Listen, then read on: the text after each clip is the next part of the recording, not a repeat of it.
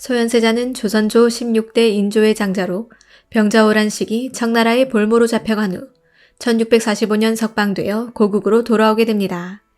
반가움도 잠시 귀국 불과 3개월 후인 1645년 5월 병석에 누운 지 4일 만에 창경군 환경전에서 의문의 죽음을 맞이합니다. 그 당시 시신을 검증도 않고 서둘러 매장하게 한 인조의 행위와 소현세자 일가족에게 행한 일들을 토대로 많은 사람들은 독살일 것이라 추측합니다.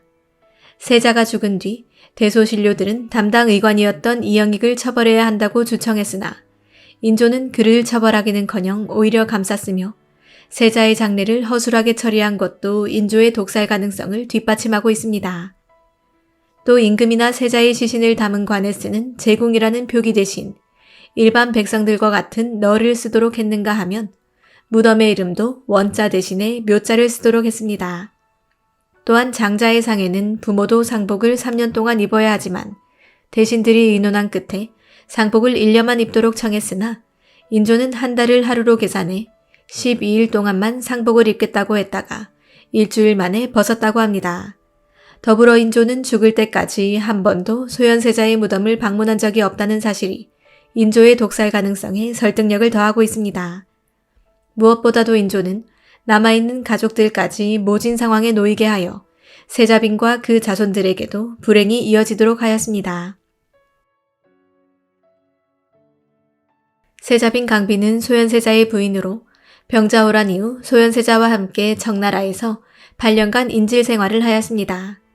귀국 후 인조의 냉대를 받았으며 소현세자가 급사하는 등의 아픔을 겪다가 다음에 인조의 수라에 독을 넣었다는 혐의를 받아 폐서인된 후 사사되었습니다.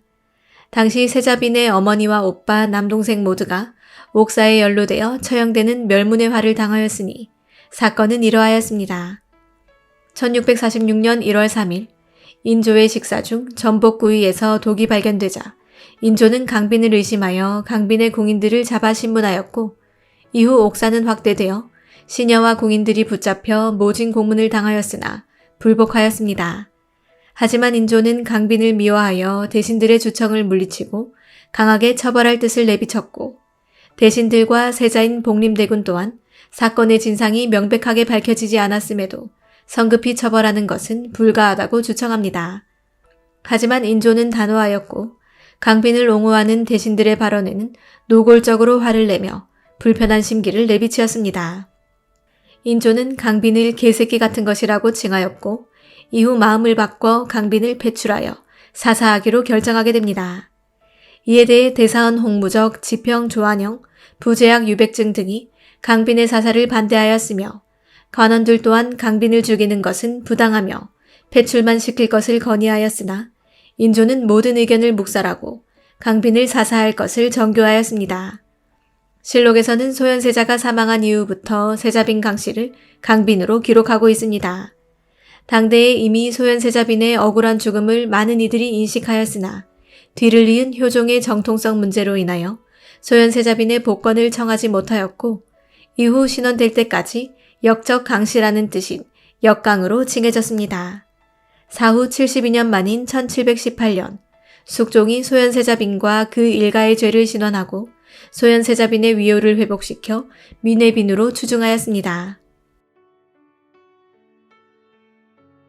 소현세자는 장남 경성군, 차남 경왕군, 삼남 경안군 세 아들을 두었습니다.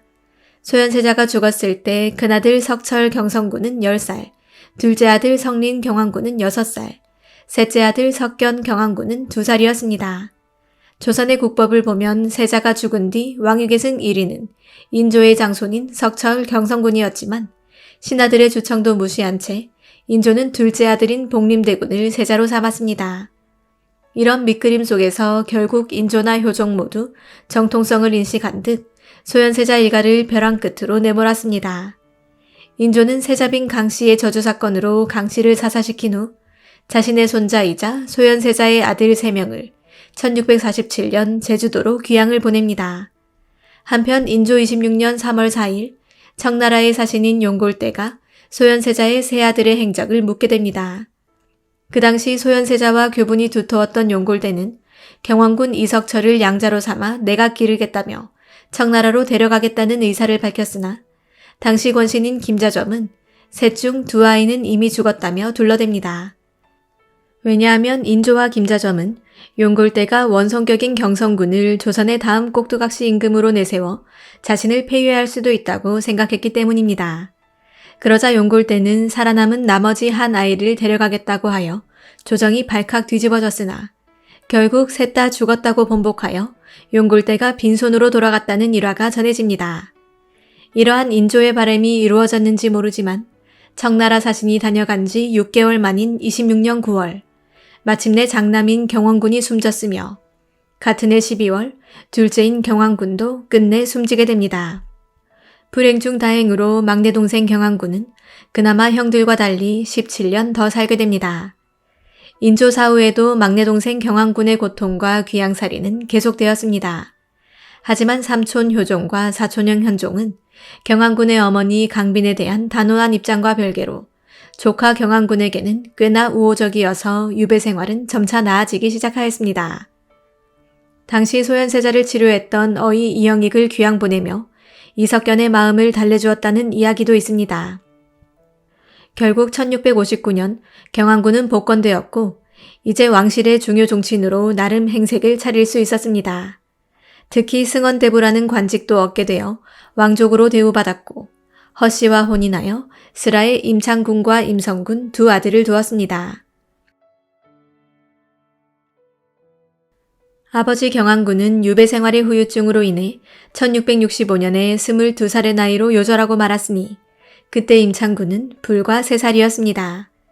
경왕군 사후에도 임창군과 그의 형제들은 왕실에게서 융숭한 대접을 받았는데 효종의 아들인 현종은 본래 정통성을 가지고 있었으나 왕이 되지 못했던 소현세작의 자손에게 동정심을 가졌는지 상당히 잘해줍니다. 그런데 원래 왕이 되었어야 했다는 위치 때문에 한간에서는 임창군을 왕위에 올릴 것이란 유언비어가 돌았고 그러던 중 1679년 3월에 결국 사건 하나가 터지게 됩니다. 강화도에서 흉사가 나돌았는데 내용은 이러했습니다. 소현세자의 손자 임청군은 곧 경왕군의 아들인데 지금 안국동에 살고 있다. 이분이 진짜 성인이며 또 나라의 종통이다. 오늘 당쟁의 화가 이에 이른 것도 다 종통이 순서를 잃었기 때문이다. 이에 제공이 만약 이 임금을 세워 종통을 바로잡고 붕당을 제거한다면 난을 평정하고 질서를 회복한 그 공은 다만 한때만의 공이 아닐 테니 어찌 쾌한 일이 아닌가.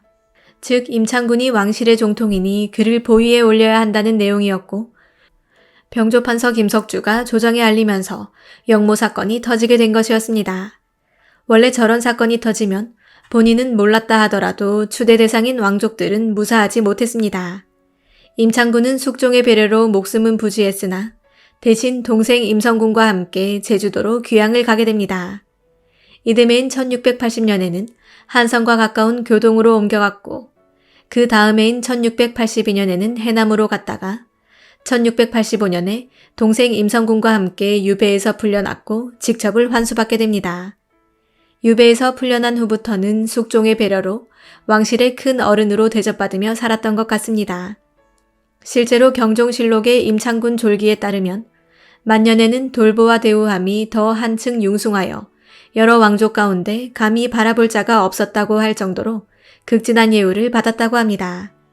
차남인 임성군은 후사를 낳지 못했으나 임창군은 밀양박씨 응천군 부인과 혼인하여 슬하의 아들 6명, 딸 5명을 낳게 됩니다.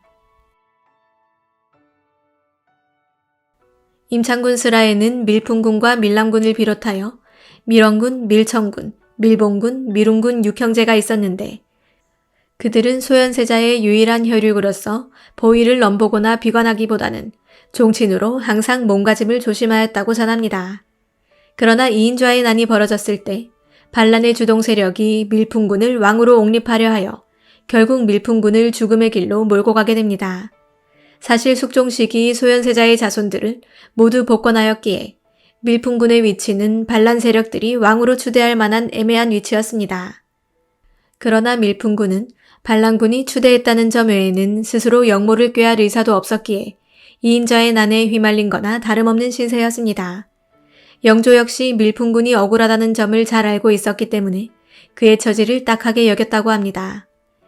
이인자의 난 이후로 신하들이 밀풍군은 물론 그의 일가를 조사하여 멸족해야 한다는 상소가 빗발쳤지만 영조는 목이 메어 하교를 못할 정도로 슬피 울며 상소를 계속 거절하다가 결국 떠밀리듯이 밀풍군에게 자진하라는 명을 내리게 됩니다. 밀풍군은 그렇게 31의 나이로 자살했고 그의 막내 동생 미룬군은 나주 괴서 사건의 반란군에 추대되면서 억울한 죽음을 맞이하게 됩니다. 밀풍군과 미룬군의 죽음으로 소현세자의 후손들은 괴멸적 타격을 입게 되었지만 이후 차남 밀람군이 경성군에게 입적하여 오늘날까지 소현세자파의 적통을 이어오고 있습니다.